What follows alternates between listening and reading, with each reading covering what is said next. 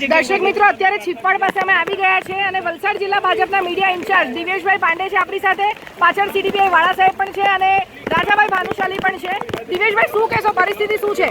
પરિસ્થિતિ ખૂબ જ અત્યંત ગંભીર છે. ઉપરવાસમાં જે વરસાદ પડી રહ્યો છે તેની કારણે જે 68 અને 2016માં જે પૂરના પાણી આવ્યા કરતા હતા તેના પડતા પણ વધુ પાણી અત્યારે અમારા પૂરગ્રસ્ત વિસ્તારમાં આવ્યા છે. હું પોતે અહીંનો સ્થાનિક રહેવાસી છું છીપવાડનો. અમે લાઈફમાં અમારી કોઈ દિવસ આટલું પાણી અને આટલો પૂરનું પાણી અને આટલું ફોર્સમાં પાણી અમે ક્યારે નથી જોયું. વલસાડ જિલ્લા ભાજપ સંગઠન, નગરપાલિકાના સભ્યો, પોલીસની ટીમ, ફાયરના જવાનો, હાલે પાછળ એક ભાઈ સવારથી ટેમ્પોની ઉપર બેસીને ફસાઈ રહેલા છે, તેમને રેસ્ક્યુ કરવાની પ્રક્રિયા હાથ ચાલી રહી છે. રાજાભાઈ, શું કહેશો, 1968 પછીની આ સૌથી મોટી રેલ છે? હું વલસાડ છીપવાડમાં લાસ્ટ 30 વર્ષે રહ્યો છું અને મારા હિસાબે આ 1968થી સૌથી મોટી રેલ છે. તંત્ર પોતાની રીતે કામ કરી રહ્યું છે. ખરેખર કોઈની બેદરકારી તો ડિઝાસ્ટર મામલતદારની છે. કારણ કે જો ટાઈમ પર જો લાઈફ જેકેટ આપવામાં આવેલા હોતે તો અહીંયા સ્વયંસેવકો, ભારતીય જનતા પાર્ટીના કાર્યકર્તાઓ, નગરપાલિકાનો કોર્પોરેટ તમામ હાજર છે.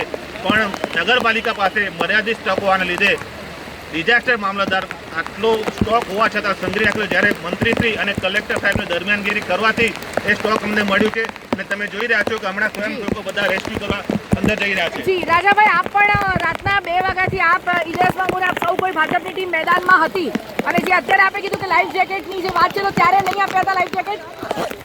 મારે મંત્રીશ્રી અને કલેક્ટર સાહેબને નમ્ર વિનંતી છે કે આવા ડિઝાસ્ટર મામલતદારને તાત્કાલિક અસરથી સસ્પેન્ડ કરવા જોઈએ, એમને ઘરે બેસવા જોઈએ. કારણ કે એમને લોકોના જીવની ચિંતા નથી એટલે એમણે આટલું માલ સંગ્રહ કરીને રાખેલું. લઘુમતી મોરચાના પ્રમુખ ઇલિયાસભાઈ મામૂન અત્યારે આપણી સાથે. ઇલિયાસભાઈ, જણાવશો રાજાભાઈએ જે વાત કરી, શું કહેવું છે આપનું? દિશા મેડમ, આપની ચેનલના માધ્યમથી તો હું એટલું જ કહીશ કે વલસાડ નગરપાલિકા અને ડિઝાસ્ટર મેનેજમેન્ટની અંદર મામલતદાર સાહેબની એટલી લાપરવાહી કે અમે લોકો રાતના 11 વાગ્યાથી મહેનત કરી રહ્યા છે, રાતના 2 વાગ્યાથી લાઈફ જેકેટો શોધી રહ્યા છે, તો પણ એ લોકો લાઈફ જેકેટ આપવા બી તૈયાર નહીં. હમણાં કલેક્ટર સાહેબને નિવેદન કર્યું અને એસપી સાહેબને કીધું મંત્રીશ્રીની સામે, નરેશભાઈની સામે, ત્યારે એ લોકોએ અમને લાઈફ જેકેટ કાઢીને આપ્યા અને 2 ટ્યુબ કાઢીને આપી. તો એનાથી આપણે આ રેસ્ક્યુ કરીને આગળ પેલા 2 જણાને બચાવીશું. સવારે તો અમે ખાલી દોરડાથી એક માણસને બહાર કાઢીને આવ્યા છીએ સેન્ટર પોઈન્ટની અંદરથી.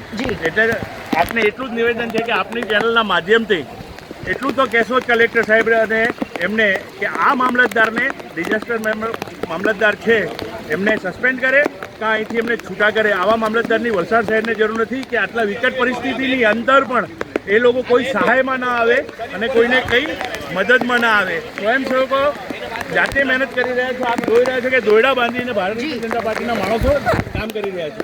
જી, જેમ અત્યારે રાજાભાઈએ કીધું ને ઇલિયાસ મામૂએ કીધું કે ડિઝાસ્ટર મામલતદાર તરફથી જેકેટ સમય પર આપવામાં ન આવ્યા હતા અને આપ અત્યારે જે દ્રશ્યો જોઈ રહ્યા છો કે ભારતીય જનતા પાર્ટીના સભ્યો છે લાઈફ જેકેટ દ્વારા અહીંયાથી રેસ્ક્યુ કરાવવાનો પ્રયત્ન કરી રહ્યા છે 2 માણસે. વલસાડ છીપવાડના દર્શક મિત્રો, આ દ્રશ્યો છે અને ખૂબ જ ગંભીર પરિસ્થિતિ છે અહીંયા.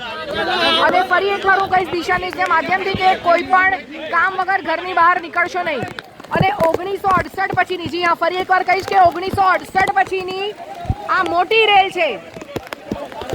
અત્યારે આપણે જે વાત કરી દિવેશ પાંડે, ઇલિયાસ મામૂન, રાજાભાઈ ભાનુશાલી કે જે ડિઝાસ્ટર મામલતદારની બેદરકારી છે, એમણે કીધું કે લાઈફ જેકેટ સમય પર આપવામાં નહીં આવે. અત્યારે મારી પાસે દ્રશ્યો છે, આપ જોઈ શકો છો કે અહીંયાથી રેસ્ક્યુની કામગીરી ભાજપના જે કાર્યકર્તાઓ છે એવો કરી રહ્યા છે. તો લાઈફ જેકેટ સમયસર મળી ગયા હોત તો આ કામગીરી થઈ ગઈ હોત.